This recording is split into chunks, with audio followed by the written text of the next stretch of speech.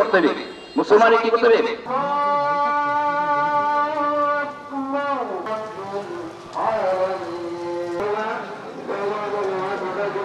আজকে ঈদুল ফিতরের নামাজ আদায় করলাম।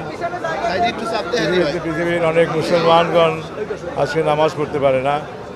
আজকে গাজার মতো জায়গায় রোজার দিনেও তাদের উপর অত্যাচার জুলুম হয়েছে, আমরা এর নিন্দা জানাচ্ছি এবং সমস্ত মুসলমানদের চেতনায় যেন রমজানের মতো সব দিবসগুলোকে আমরা পালন করতে পারি, আমরা ভালো থাকতে পারি, সবাই সৌহার্দ্যতা ভ্রাতৃত্ববোধ থাকতে পারে, ধর্ম বর্ণ বিভিন্ন সম্প্রদায় আমরা সবাই যেন একসাথে থাকতে পারি।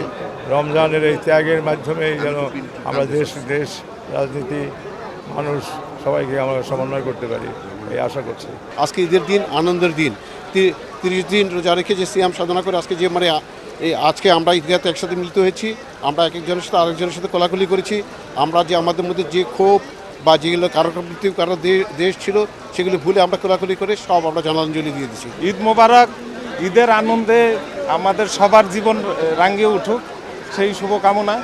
আর বরিশালের সবাইকে নিয়ে একসাথে চমৎকারভাবে আমরা এগিয়ে যেতে চাই, সমৃদ্ধ বাংলাদেশ গড়তে চাই। এই হচ্ছে ঈদের দিনে আমাদের স্বপ্ন বা আমাদের চাওয়া আর কি। এটাই ঈদের শুভেচ্ছা জানাই, ঈদ মোবারক।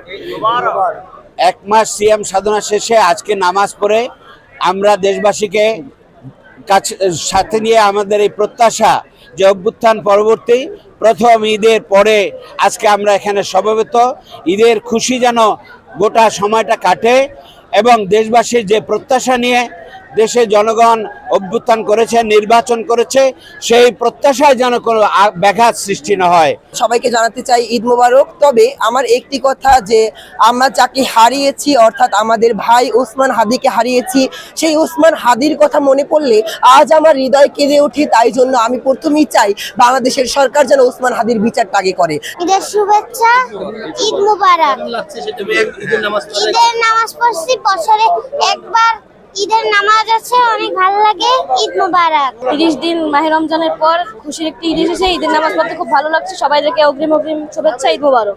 আমার দোয়া থাকবে পুরো মুসলিম উম্মার জন্য, মুসলিম উম্মাকে আল্লাহ যেন হেফাজত করে, একমাত্র এই দোয়াই সবার কামনা করছি মহান আল্লাহর দরবারে। এবং আমাদের বাংলাদেশের প্রতি যেন আর শান্তি বর্ষিত হয়, এই দোয়াও আল্লাহর কাছে রাখছি। আল্লাহুম্মা আমিন। দীর্ঘ এক মাস রমজানের পরে আজ ঈদের আনন্দে আল্লাহ রাব্বুল আলামিনের কাছে সর্বপ্রথমে দোয়া করি, হে আল্লাহ, বিশ্বের যে যুদ্ধ হয়েছে, যুদ্ধকে তুমি থামিয়ে দাও, সকল মুসলমানকে তুমি হেফাজত করো। বিশেষ করে বরিশালবাসীতে যারা রয়েছেন সকলে যেন দোয়া করি, আমরা ধর্ম বর্ণ নির্বিশেষে সকলে যেন মিলেমিশে এই দেশকে এগিয়ে নিয়ে যেতে পারি।